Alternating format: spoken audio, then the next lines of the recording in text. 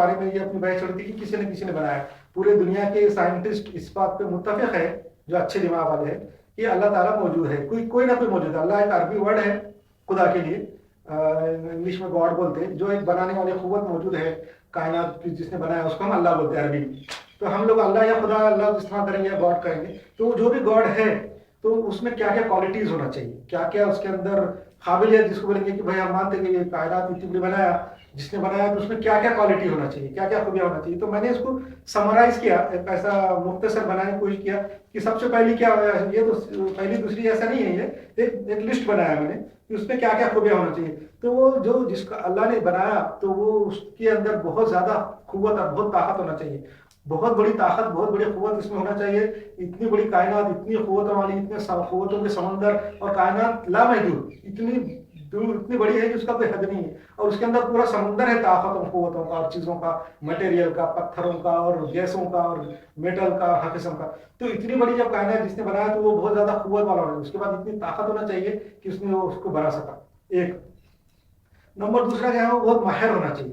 یہ ایسے جو حساب ہے جو انسانوں کو بھی سمجھ میں نہیں آ رہے, ہمارے جیسی کیا بولیں عقل مند ترین مخلوق وہ حساب کے اندر پریشان ہے اور حساب دریافت کر رہی ہے, اور عام لوگوں کو تو حساب سمجھ میں بھی نہیں آتا. عام جتنے جو 8 خراب لوگ دنیا موجود ہے, 8 بلین لوگ موجود ہے, ان میں سے کتنوں کو حساب آتا وہ سمجھ بھی نہیں سکتے. ایسے مشکل حساب, ایسا حساب کائنات میں کروڑوں اربوں سال سے موجود ہے.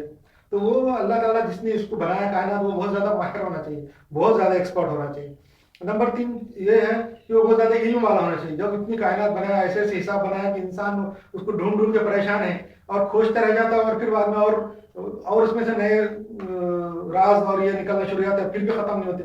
تو اتنا زیادہ علم والا ہونا چاہیے کہ اس کو سب کچھ ہے, ہر چیز پہ قادر ہونا چاہیے, یعنی وہ ہر چیز کر سکنے والا ہونا چاہیے. اس کے اندر اتنی ابیلٹی ہونا چاہیے کہ ہر چیز بنائے, یہ بھی ایک کوالٹی ہے.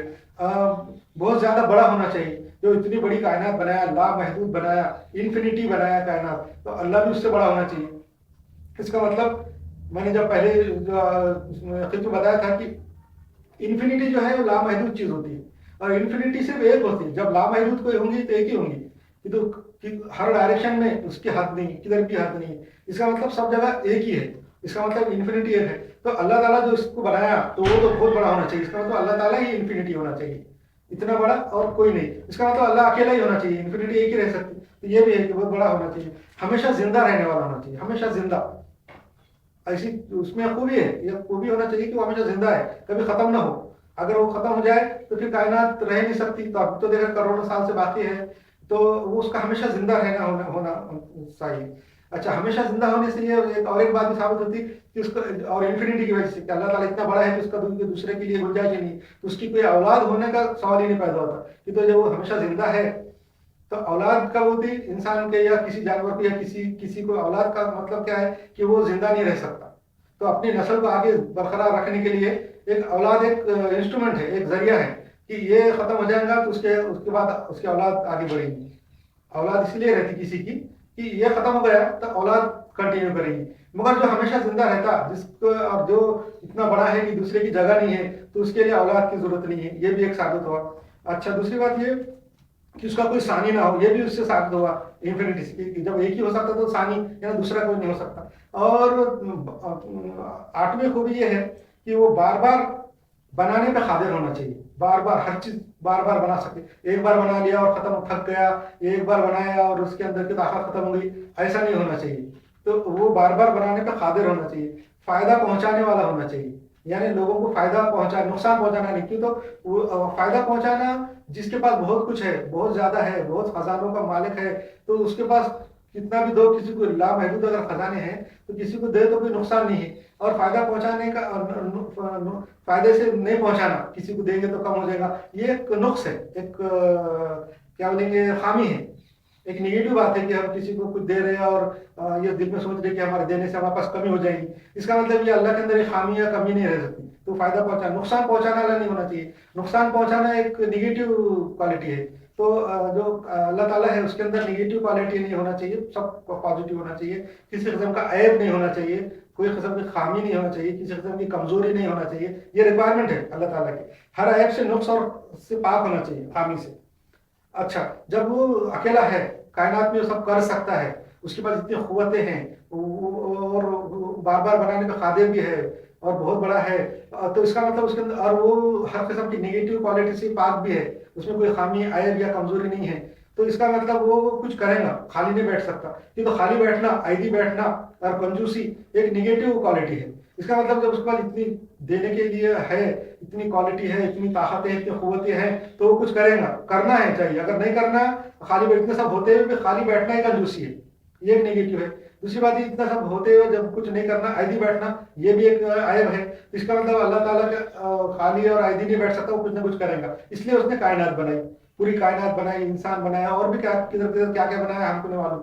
जब उसने बनाया, जब वो अकेला है और कोई ये कायनात का कोई वाली वारिस नहीं है, कायनात के अंदर दूसरी जिसको जो बनाया उसका वाली वारिस सिर्फ वही अकेला अल्लाह ही है, तो वो अल्लाह ताला उसका जिम्मेदार भी होना चाहिए, वो कायनात का जिम्मा उसके तरफ ही होना चाहिए। जब उसको जिम्मेदार है ये कायनात का, तो कायनात के लोगों का या कायनात के अंदर की चीजों का वो ख्याल भी रखेगा कि तो मैं अकेला ही, मैंने ही बनाया और कोई है ही नहीं इनका वाली वारिस, तो उनकी हिदायत और उनकी गाइडेंस और रहनुमाई के लिए उसका इंतजाम भी वो करेगा, तो वो गाइडेंस भी करने वाला होना चाहिए। तो इससे ये साबित होता है कि अल्लाह ताला ने लोगों की गाइडेंस का इंतजाम किया, पैगंबर भेजे, रसूल भेजे, किताबें भेजी, ये साबित हुआ। अच्छा, जब उसने उनका गाइडेंस किया और उनके जो हिदायत की, तो इसका मतलब वो लोगों के और उनका जिम्मेदार भी है, तो ये लोगों में ये देखेगा कि ये मेरी जो मखलूक है, मैंने जो मखलूक बनाया और इसका कोई वाली वारिस मेरे सिवा है भी नहीं, और मखलूक अगर दूसरों पे जुल्म कर रही है या कोई अच्छा काम कर रही है या कोई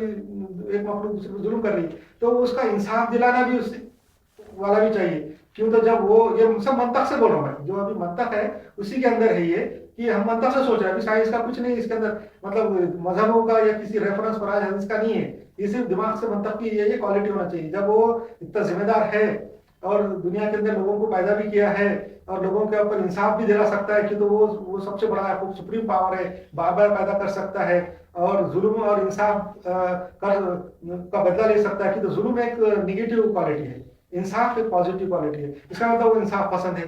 अब जब कोई जुल्म होता तो उसके ऊपर इंसाफ करना उसका फर्ज है, उसका जिम्मेदारी है। इसका मतलब कोई जुल्म हो रहा है तो अल्लाह ताला उसको इंसाफ दिलाएगा, इंसाफ दिलाएगा। इससे ये साबित हो रहा कि रोज़े महशर है, हिसाब का दिन है, क़यामत है, अल्लाह ताला क़यामत बनाएगा, कि तो वो इंसाफ पसंद है। लोग जब जुल्म कर रहे हैं तो वो लोगों को इंसाफ भी दिला सकता, अपनी दूसरी मखलूक का दुश्मन नहीं है, किसी का दुश्मन नहीं है वो, तो इंसाफ भी दिला। ये भी लॉजिक से साबित हो रहा, किसी मजहब से नहीं साबित हो रहा।